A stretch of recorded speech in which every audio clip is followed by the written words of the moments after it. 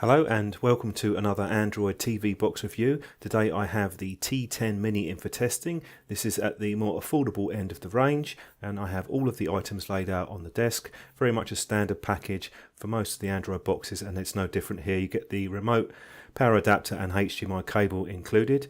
Looking at the front of the box, just some overview of the specs. We have Lollipop 5.1, quad-core S905 chipset, 1GB and 8GB ROM, and on the side this just gives you some more details. This box can display at 4K resolutions. On the back, do take note, we don't have any Bluetooth, but we do have a proper optical SPDIF port out. That might be of interest to some people. Looking at the user manual, quite well laid out, a bit better than average. You get some reasonable diagrams and it goes into a bit more detail, so potentially useful for the new user. The supplied remote is pretty much standard. This is the newer type and it has an LED at the top. You can also program it as well by pushing and holding the button and then picking the particular one that you wish to program. Then just map the remote from the TV remote onto that and it will remember it. In case you forget how to do this, it's got it printed on the back with a sticker. It's not a great remote, but it's not a bad one because of that functionality. It's certainly better than some of the ones that I've looked at last year. Opening up the back, these are my own cells. It takes two AAA batteries. Looking at the top of the case, it's not a bad design. You have a mixture of matte and glossy lines going across in squares and rectangles, and on the sides not much to see here, but we have some ventilation holes around the case. On this side we have the micro SD slot and two USB 2 ports. On the back section we have the Ethernet cable in, the SPDIF out, the HDMI and the power input. We don't have an AV out port, just take note of that in case you want to use it with an older TV. On the bottom there are the 4 pads and we have some more ventilation slots too. Now booting this up, you can see in standby it's red and then it turns to a brighter blue. It's not too distracting, it's reasonably well diffused, and then just running through the opening animation as it goes through. And we end up with the fairly standard but quite well liked media box. This has a fair degree of customization, at least on the bottom section, where you can add and remove the apps that you might want to have short access to. It works okay for me. I would have preferred perhaps a navigation bar at the bottom, but that's just a small point to note with this. It's reasonable enough that you can actually add them, the more common apps that you want, or possibly add them into the other sections such as music and video. If you get bored with the look on this, you can always download your own launcher, something a bit different. There are quite a few of those around, so have a look on the Play Store and experiment with a few of those if you wish. Looking at the apps, not too many installed, just some basic stuff. Chrome, Dropbox, we have Facebook, Twitter, and we do have a couple of streaming apps, Mobdro, Netflix and Showbox.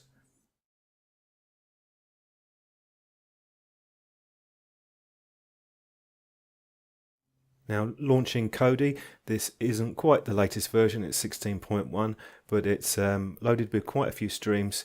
And we look in the video section here, we have some of the common ones included.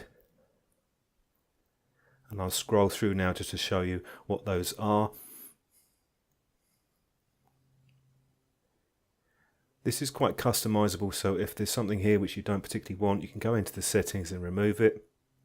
And likewise you can also go into the add-ons and the get more icon, which is here, and then you can add the ones that you might want. There are a big selection and it's not just in English as well, you have multiple languages too, so you can scroll through there and have a look, see which ones you might be interested in. The installation for Cody seems stable enough. As usual, it does update a bit once you're connected to the internet. Going into the settings, very much a standard look for the Android box. Into the storage, you have a reasonable amount of storage left on this. There's not too many apps. You've got about 4.5 gigabytes, but you can always add some extra storage with the micro SD card. Now I did try the updates on this, there were none available at the time, so I'm not sure if there will be. Going to the more settings takes you into the traditional Android look where you can run through the settings and options there. Generally you're not going to have to go into there very often. Do note that there isn't any Bluetooth with this box, it's single band Wi-Fi 2, but you do have Miracast, and that can be brought down from the drop down menu as well, so you can cast with the box. And you also have a file browser that's included too, some basic apps that will get you going. Obviously you can add and remove the ones that you wish. For example, music here, you can use the plus icon here and add any apps that you want for that. Now running the Geekbench Mark for this is version 4, Geekbench 4, and we're just going to get a processor score just to see how quick this is. It's a well-known processor, multi-core score of 1605, that's quite good. If you compare this to the D5 box, which is a similar price, it's about 60% quicker, so that might be something that's worth considering if you're possibly playing games. Scrolling down to some comparisons, it's not far off the LG Nexus 5. You're not going to get top-end phone performance off of a box like this.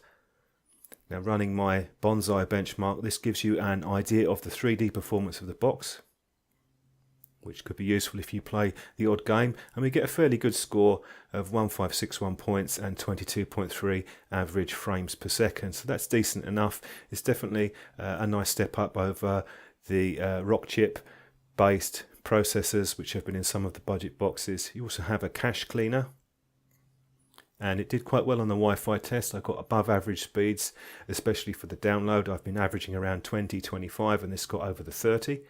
And you can also power it off. If you push and hold the power button, it will bring up the power off option for you rather than just putting it into standby.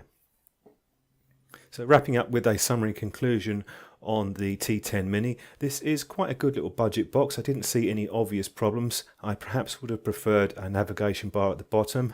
Also, you don't have Bluetooth, so that might be something to consider if you regularly use that, either controllers or streaming music. But a lot of the entry-level boxes won't have that feature included, and obviously you're not going to expect a high RAM count or any higher processor cores for this price. I mean, it's certainly good enough performance at the price, and the remote is a bit better than some of the standard ones that have been around last year, particularly because you can customize it to the TV controls. And Cody had a pretty good installation. It was quite stable, and there were a good selection of apps included. Also take note with the above average Wi-Fi speeds, that was a pleasant surprise. These boxes do vary, and I've tested them all in the same location so you can compare them. So I hope you found the video useful. If you have any questions, leave them below, and don't forget to subscribe, where I'll be looking at more Android boxes in the future.